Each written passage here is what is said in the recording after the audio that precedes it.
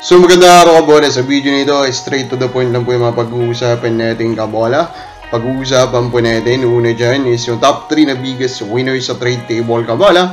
And then, ano bang nangyayari ngayon sa San Miguel Beermen? So, hindi pa nakasubscribe, pakipindot naman po yung subscription button. Dito nga muna tayo kabola sa comments po ng mga fans. Sabi ni Leandro Alvarez, Jindrugas ng player! Ay, grabe ka naman. Kabol, wag naman ganyan. Sabi ni Gerald de Guzman, wow, number 1 comment ako, idol. It's 4-time champion. So JB then, it's nice to see Mikey Williams and Cedric Berfeld and step up. Great to see that. And Coach Charles Chu and Coach Raiko, idol, I hope you consider to vlog about the trade of SMB. Thank you. Pa-shoutout naman, idol, Gerald de Guzman. Thank you, idol. So thank you po, kabola, Sir Gerald de Guzman.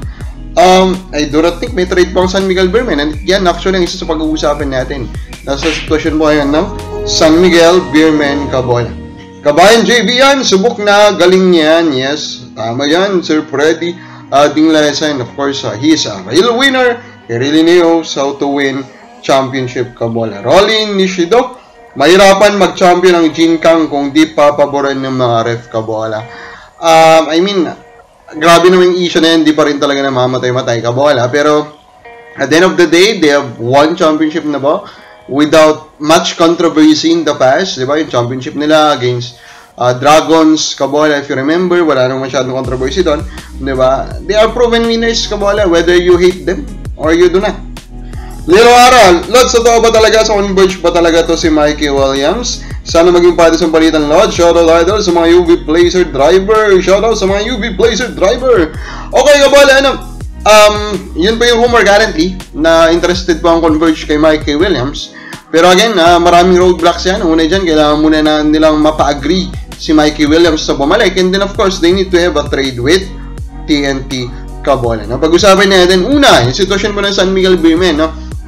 The biggest question now is, bakit walang trade na ginagawa po ang San Miguel Beermen? Diba? Isang napakalaking tanong na ang hirap sagutin. Kabola, I do not think may particular siguro na reason. Maybe Coach George Gunn just confident about his lineup, kabola. Although of course, we want it to be a little bit more meaningful. Like, we want it at least, baka naimasumasan na San Miguel Beermen, diba? Gusto na nilang maging fair, maging badass, kabola, diba? Yan yung, kumbaga, gusto sana natin na marinig. Pero of course, hirap din namang umasa na ganun po yung rason, kabola. Pero overall, we expect, tulad, kabola, na mababilis din po nilang pagpapalit ng import, kabola, we expect them na kung medyo pangit pang umpisa nila, they will make a change right away. Now, pag-usapan po natin, the big 3 biggest winner, kabola, nitong mga trades ngayong off-season.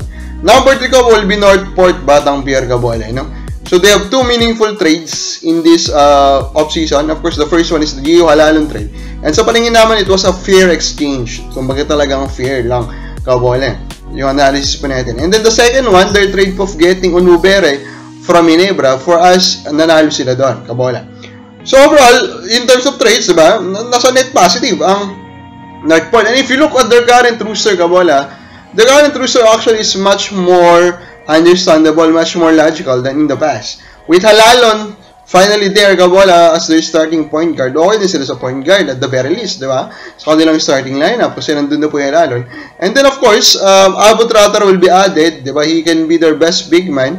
Yes, he's not a top 15 center, pero at the end of the day, kung siya nasa top 20, that's still better than nothing or not having a top 20 po na center, kabola. So for me, number 3 winner, Northport. Number 2, Terra Firma, Jeep, kabola. So, of course, when we talk about trade winners, medyo short-sighted tayo. Kumbaga pang dito lang sa next tournament or dito lang po sa next season. And sa panigin naman natin, kabola, kung ino lang po yung ating ko-consider, yung pagkakuha nila kay San Hardinger, makes them a big winner, di ba? Kabola, diba? Now, they have a chance to prove, kabola, that they can win games, that they can win in the playoffs. Kasi meron na silang Stan Heidinger, kabola, diba? So, tignan natin kung hanggang saan po sila makikerry ng isang Christian Stan Heidinger. Pero number 1 ko pa rin, Isaac Go, kabola. So, Isaac Go kasi, sa paningin natin, he is a system player. Coach Tim Cone knows that, and Coach Tim Cone likes him, kabola, and I think he is a good fit dun sa kanilang Dragon system, kabola. So, with that, diba? Isaac Go is currently with the best coach for him, with the best system for him, It's up to him now to develop and be that star that he never needs for their future. Kababor sa bagay mo, magde-develop ba bilang star player si Isaac? Go, comment lang po sa baba.